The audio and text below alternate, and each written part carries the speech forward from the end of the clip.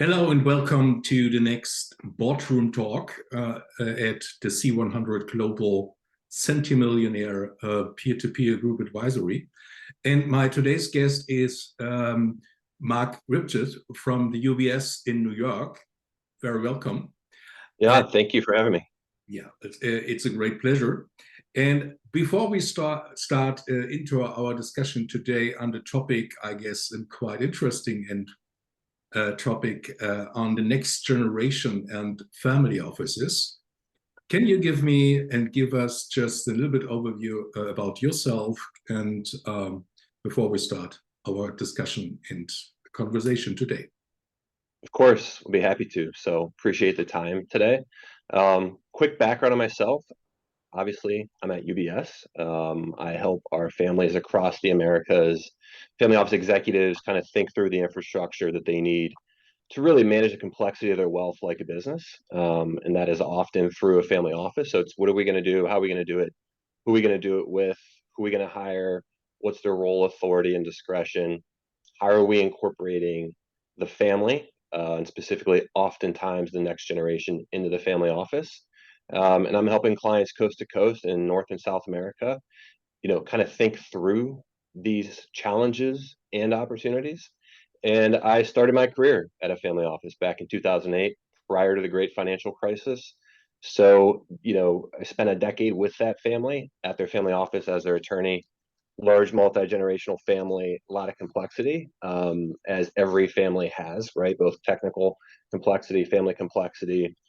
And I was with that family through the acquisition of their 60 plus year old publicly traded company that they still essentially controlled, populated the C-suite, so on and so forth. So saw a lot of changes with that family, started my career in a family office, and I'm based in New York now. And so family office is essentially my entire career. That's great. Appreciate it. So Thank you. you know as better as me, the $100 trillion wealth transfer is just on the road, right? And there are some challenges. And interestingly, I've got an article, I guess, two days ago, and this article, I guess it was from Forbes, that we will see more young billionaires coming the road. And most of them are not self-made. Most of them just coming from an inherited world. And on the other side is in regard of the inflation that we will see more and more families will be more wealthy, especially in the centimillionaire segment and also in the billionaire segment. And in the center of each discussion is just the family office, right? And there are, if we take a look in the reality, many of these, or the whole world of the family office are just fragmented, acting as a silo and very inefficient. And if the next generation take over the responsibility for the family office, is often the question, if the whole world is talking about the evolution of the family office. In many discussions and conversations, the questions pop up, okay, how is the evolution of the family office look like? Can you, Mark, give us just your view and perspective, what does it actually means in regards of an evolution of the family office? Yeah, great question. So 100 trillion wealth transfer, 85 trillion. I've seen a few different numbers out there. Whatever the number is, it's in the trillions and it's large and it's global, right? And so, for starters, family office exists oftentimes because they're inefficient. There's no entity out there really that can do everything for a family, coordinate all the functions like you would see at a typical business, right? What the left hand, what the right hand's doing. There's an accounting back office. And so that's often why they exist, because they are inefficient. With that said, you're seeing a lot of hybrid models pop up out there to really professionalize the family office. And I hate using that word because I think a lot of family offices are doing great work. But at the same time, it's usually a handful of individuals wearing 20 different hats. When you get to the wealth transfer, right, all wealth is going to be multi-generational. And you kind of hit the nail on the head a little bit ago where you said, listen, you're seeing a lot of inherited billionaires, right? That's always been the case with as far as the wealth being inherited, but the numbers are just staggering today, right? As wealth creation keeps picking up pace, as wealth opportunities are global, and especially in the tech sector. That means assets such as balance sheet, operating companies, investment portfolios, philanthropic initiatives and objectives, private foundations, including the family office, are going to be shared, right? And so you often see, the typical scenarios, wealth creator, one person, easy to manage to an extent, right? That's the decision-making body, the authority. It's one person. When it gets to his children and his grandchildren, that wealth becomes fractionalized. And it's not numbers on a balance sheet, it's relationships. So you have to, think through what that governance is going to look like. And governance can be intimidating for families. That word, what does it mean? And that word is often taken from the corporate context, right? You got board of directors, you've got CEO. It's very defined. Everybody knows their role, authority, function. With families, they aren't corporations. They resemble them in many ways, and corporations resemble families in many ways, but it's different, right? You've got overlapping roles: mother, father, children, grandchildren, nieces, nephews, aunts, uncles, cousins, often sharing in these assets and resources. And so it makes for a complex environment. And so I see a lot of, hey, we need to set up governance. And yeah, that often occurs, but the focus is often on structures. And while structure is necessary, that initial focus is sort of misplaced. Let's talk about the behaviors. Communication leads to transparency. Let's talk about remaining connected as a family. Who are we as a family? Where are we going with this wealth? It doesn't mean everybody needs to agree, but everybody needs to kind of understand each other if it's going to be a successful sort of wealth transfer, co-management of these businesses, assets, resources. So that's what you're going to see. You're going to see, I see the wealth transfer. It's not numbers, it's relationships that are being transferred. Trustees, fiduciaries, co-owners, co-executives, things like that. So it's going to be an interesting time for the next couple of generations in the field of wealth, which is again revolves around family and the relationships. That's correct. That's a great response. And I agree totally on this. So, but let me ask this, Mark, is when we take a look into the future, let's say over the next decade or so, it's just, in your view, the family office is just a new family business, let's say in the next 10 years or so? Or what is it actually? Or what Yeah. should be just the evolution of this vehicle from the family? Yeah. I mean, good question, because that is the $100 trillion question, right? The family office can mean a bunch of different things. It can mean platform for the family to engage with their wealth, right, as just management vehicle, back office. It could be a platform to advance their objectives, goals, and even values. At the end of the day, it can serve many different things, but to truly be impactful as a family office and as a family office professionals, when you're thinking through this wealth transfer, look at it as supporting the family. Look at it as being the nexus of the family, because the family office might talk to every single family member per day, or at least per week, but in a large family, the entire family isn't doing that. They may engage more with the family office professionals than they will with themselves, for obvious reasons, right? I mean, and so it could be a platform to engage. And when you look at the wealth, you see businesses being sold, and you're going from an operating company, which again is like a collection of relationships, right? Adding value to create some service or product. And let's say it goes through a liquidity event. Now that family's form of wealth isn't from an operating company to more liquidity, but at the same time, the family's using that to advance their values, their goals and objectives. So there might be, for the next generation, might be new ventures started. It might be operating philanthropies. It might be supporting the community in many different ways. And so It could be nexus, it could be platform to advance, the objectives of the family. It could be the platform to bring them together. We kind of wrote about this, the family focus, family office. Like, yeah, you could have that accounting back office, financial administration, but to be impactful, support the family, bring them together, create connection. And the wealth isn't there in a vacuum. It's relationship. So how can you bring the family together?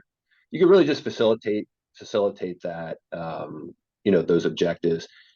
As a family office, it's hard to really drive it. You need family buy-in, but there's ways to do it, and just be consistent with it over time, and that should lead to better outcomes with the family and their wealth. That's great.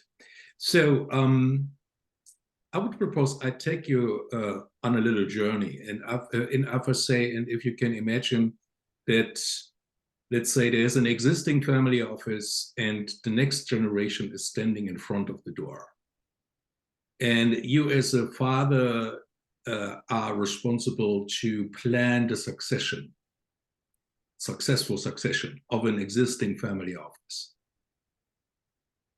What should be your advice? When should be this succession should be starting? And how should it structured that it would be successful? Yeah. So that is a big thing that families struggle with, which is the succession. They worry about, how are my children or how my grandchildren going to respond to the wealth? How are they going to respond to each other in the context of all that? And you see the stories, you hear about them, see them. Every family has the same challenge, okay, wealthy or not. It's just they don't make the headlines, okay? When you talk about succession planning, you need to really take a step back and say, what is the culture of our family? What are our behaviors? What are our values? How are we interacting with each other? You can't say, like, all right, succession planning, like, you're going to lead the family business, you're going to lead the investments, you're going to lead the philanthropic objectives.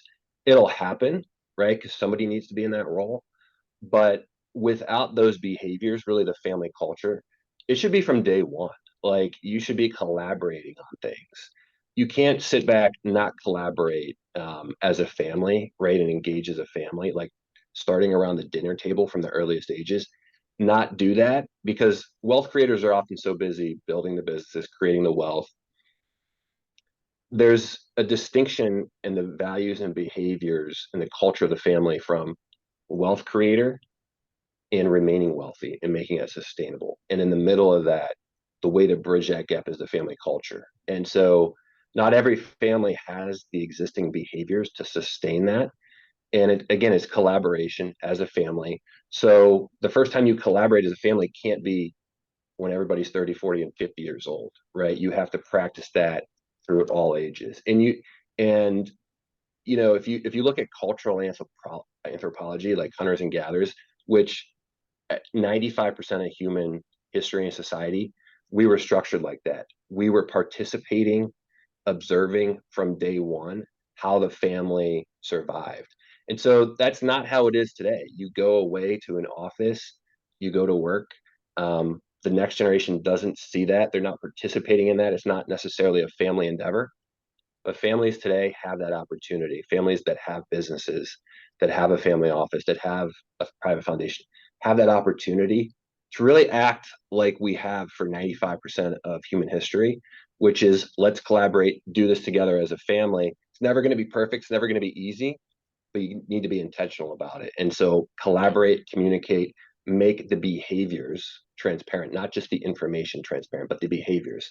So that's how I start off with succession planning. It's not like, this is the role you need to take. You need to make people be self-directed, and it's really creating the conditions for them, trusting in them to kind of do the right thing. But that's only going to occur if those behaviors are transparent. And it's really taking a step back and saying, what don't we do today to really prepare the next generation to help them be self-directed and develop? That's great. That's great. So I can tell you, I had a little experience, if you want. I had a very deep discussion with an individual, a son of an family, and he have overtaken the responsibility for the family office. And he was approaching to me and said two things. Number one was he was take a look into the family office and said, what we are doing here actually. Why is this vehicle exist, right? That was number one. And number two, his question pops up and say, okay, if I take a look in the direction of this is existing family officer, and he was coming from a bank, and he was asking me, is it just better that I have a family officer in the near future, and the family officer is coming from a management consultancy? And I was asking him, okay, can you tell me a little bit, what's actually your thoughts on this? And he said to me, if I run this family office for our family, is it just better that the family officer and he called it as a co-CEO of the family, have the capability to think around the corner for the family? And that is just the question. What I have for you is just, especially for the next generation, is an existing family office just an opportunity or just maybe a burden? It could be both. So where there's, yeah, you took the answer away from me. Wherever there's an opportunity or wherever there's a challenge, there's going to be opportunities, right? The opportunity for the family is, listen, you want to grow your assets, you want to grow your financial wealth. That's easy to see, right? It's numbers on the paper, right? And that gets a lot of attention for obvious reasons. But if you're not, as a family office or as a family, coming together, again, you don't have to be best friends, but if you're not coming together and you're having healthy relationships with each other, which again, it's an opportunity and a challenge. The biggest legacy I see for families is not the name on the building, right? Donating money to a hospital or to a school. It is, how are you developing that next generation, which again comes through the culture, setting the conditions and the foundation. How are you engaging with each other to really create that next generation of builders, problem solvers, community supporters?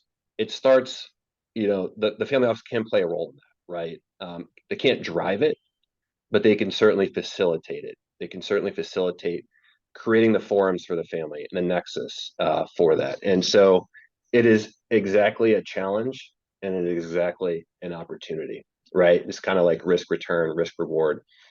You can't have one without the other. But with that said, I see a lot of families, they want a quick fix. Like, listen, like we want to like do this.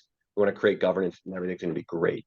Sure, like we could start the process, but it takes consistency over time. Time's only going to pass. So remain consistent with how you're engaging with each other, how you're coming together as a family and making decisions.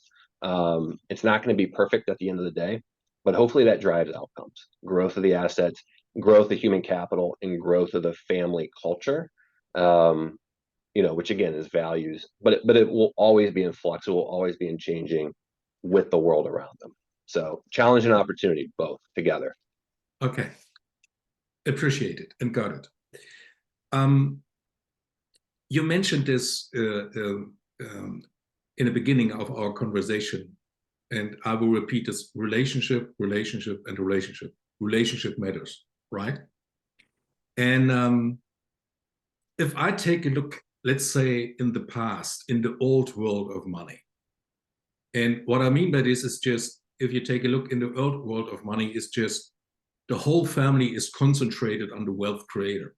In many cases, it was the father, right?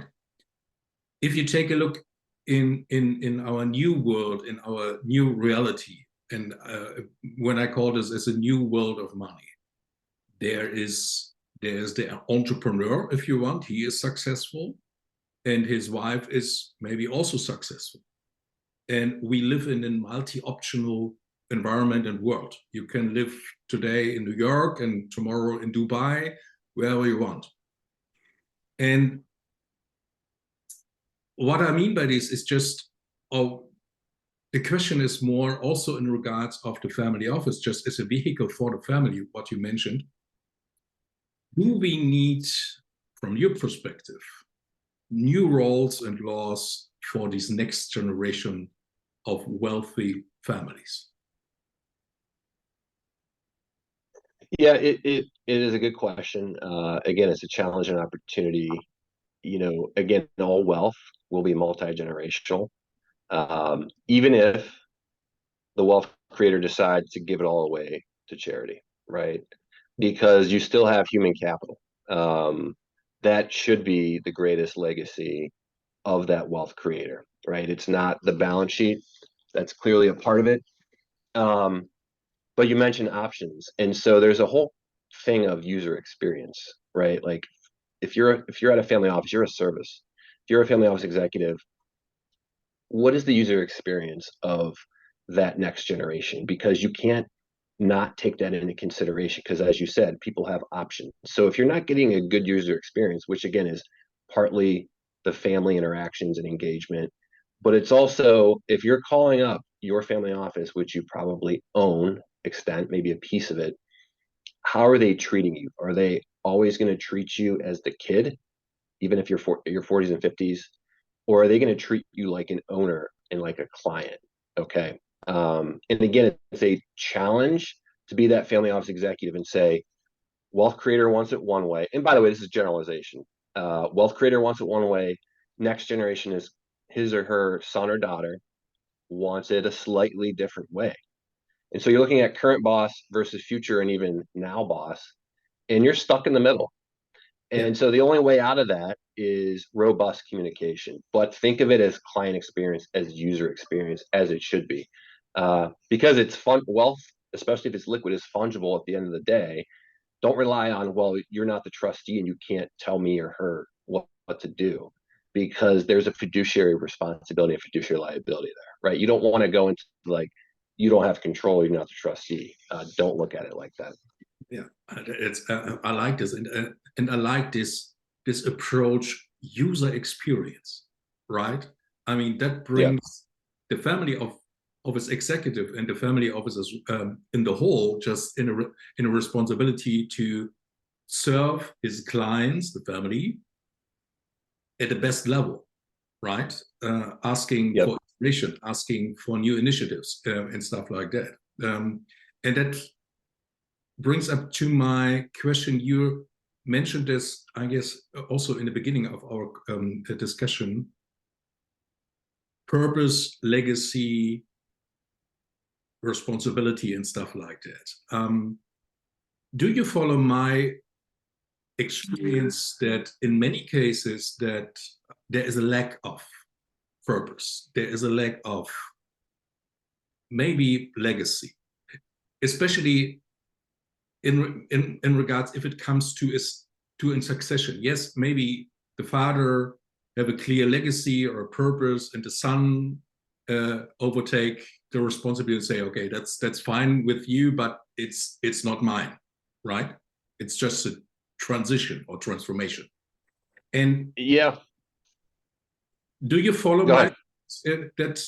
that we just as an advisor or just as a facilitators as well help these families to secure their legacy, but bringing the legacy or the purpose onto a new level, if you want. Yeah, I mean, I think so. That's a great question. You hear all this about purpose and legacy, but like, what does it actually mean? And so, purpose is it's almost heavy, right? If you're in a family with a almost iconic wealth creator, businessman, entrepreneur, it's heavy. And so I engage with a lot of individuals like that at the wealth creation level, right? G1. And sometimes, again, it's this generalization. Sometimes they hear my kids don't work hard, they're not grinders like I was. And on some level, it's, well, are they a good person? Are they being responsible? They don't need to go out and create another billion-dollar company, but to have purpose and to be a good person and be responsible and take care of the community, right? And so everybody's different, right? Like what forged that wealth creator is different than what's forging their children and their children's children. Okay, so don't expect that next generation to be exactly like you. And so how are you creating? So at the end of the day, I had sort of a long time, I'll call him a client, and he had three priorities: family, community, and business, right? It's a timeless sort of recipe, priority, values, whatever you want to call it. Your family is different, although the same, related and the same as the wealth. You're going to have children. The family is going to change over time, right? You're going to marry somebody from outside the family. Take care of your family. Like if you don't have that, what is the legacy of the family, right? Community could be wherever community you live in, okay? And however you want to support it. So just because the wealth creator supported it one way doesn't mean you can't support it a different way and still have, right, be a responsible community steward. Family, community, and business, because you can't have a successful business if the community around it is in shambles. And so it's really a timeless recipe, priority, whatever you want to call it. But it is, if you're a wealth creator, it's not about making that next generation grinders and making them create the next billion-dollar company. It's, are they taking care of their family, community, and their business? And by the way, it doesn't necessarily have to be a business. I've seen people go into politics or philanthropy or, again, something like that. It doesn't mean that they're not a good person. That is the legacy of that wealth creator. If you think about it, they want their business to outlive them, sustain them, and still be successful, right? Even if it's tied to their balance sheet. Think of the family in the same way. Like, are they good, responsible community, family, and business citizens, right? How are they supporting that? And so that's also the best legacy. Again, if their family, if their mother, father are entrepreneurs, oftentimes that next generation is going to be an entrepreneur because that's what they saw, that's what they grew up with. They tend not necessarily to go get a 9 to 5. They might do it for a period of time, but then they're like, wait a second, why don't I just create my own thing? I've got this. And so when I hear purpose, it almost sounds like a calling, right? And so if you're living a good life, again, family, community, business, like I just think of purpose as like it's so amorphous to really be undefined, in my opinion. Great. So got it. If I say that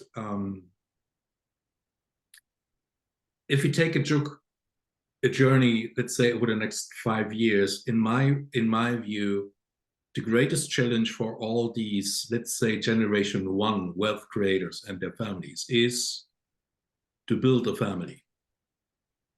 And to build a family just in a direction to what I've called a family enterprise. And because I don't see this in very, very few cases, that there is a clear understanding that is required, right? In many directions and on many reasons. And the question is more, or the challenge is, if you build up a family enterprise, or let's say in easy words, you professionalize your family, you institutionalize your family, how do you can bring in alignment to your existing family office? For instance, there is just sitting a family officer and he don't have any clue what in family enterprise actually means, because he don't have a family enterprise at home, right? Is it just, let's say, in another direction, that the family is just in a responsibility to, if there is just in this case in an existing family office, to educate the family office executive to say, okay, how we bring this just in an alignment, that the family office, in the end of the day, can be the vehicle to fulfill the purpose, the legacy for the next generation legacy. Is just, could be this also the case from your point of view? Yeah, you know, as we were talking about earlier, the family office can be a bunch of different things. And so, you know, you talk about family enterprise, often you see first generation wealth creators, they build a business, right? It's a single business. Over time, for whatever reason, there's distributions, there's just wealth created from that business that's redeployed elsewhere, right? Philanthropy, real estate assets, you know, multiple residences, a portfolio.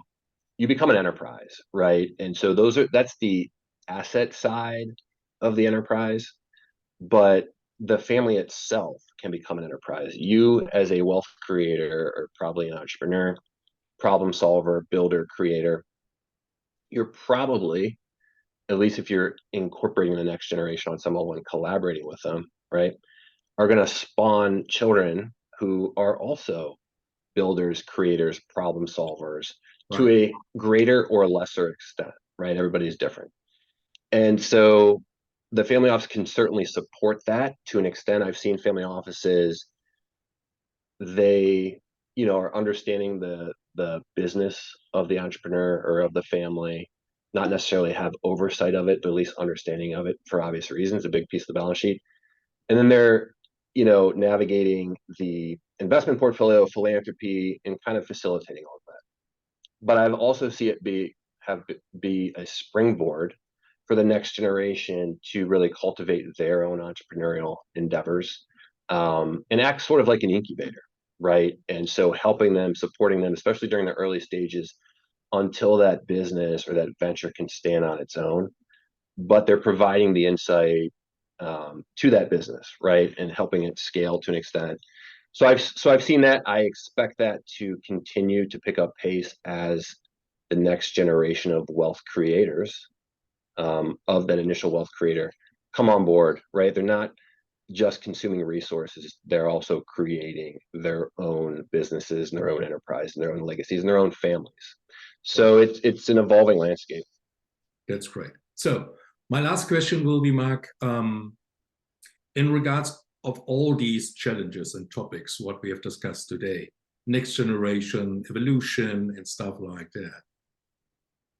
If I say we need actually, or it's actually requested that we need a new ecosystem for the family offices itself, for the family office executives, I guess we need a new discussion about the evolution of the role of a family officer, how it should look like, but that should be not the topic for today. Can I pick up your view? How should these, let's say, a new ecosystem look like for these family offices in regards of an evolution?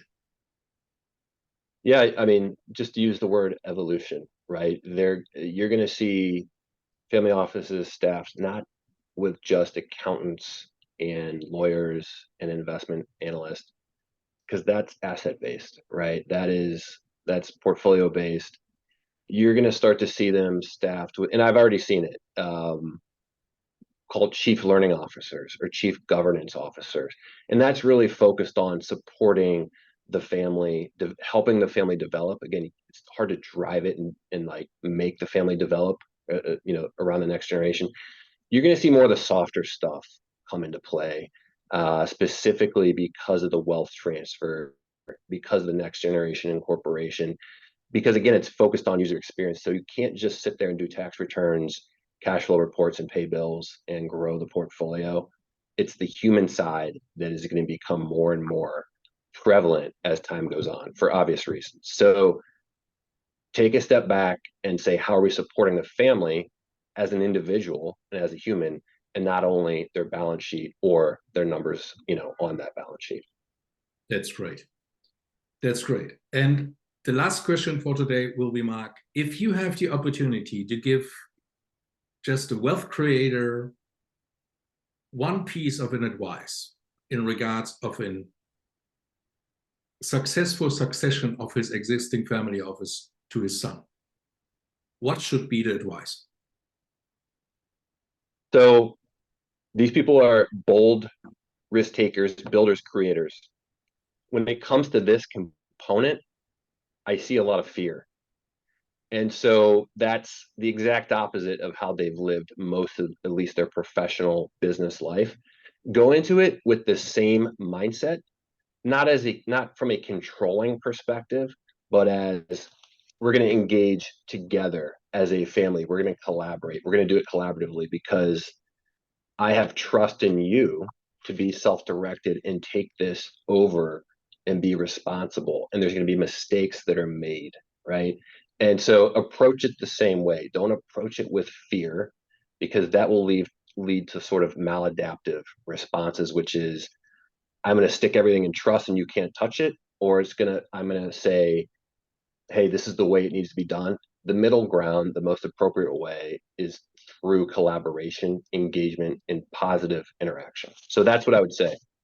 Awesome, awesome, awesome advice, Mark. It was my pleasure. Very, very. Thank you, Jan. And hopefully we can speak soon. Thank you. I appreciate the opportunity.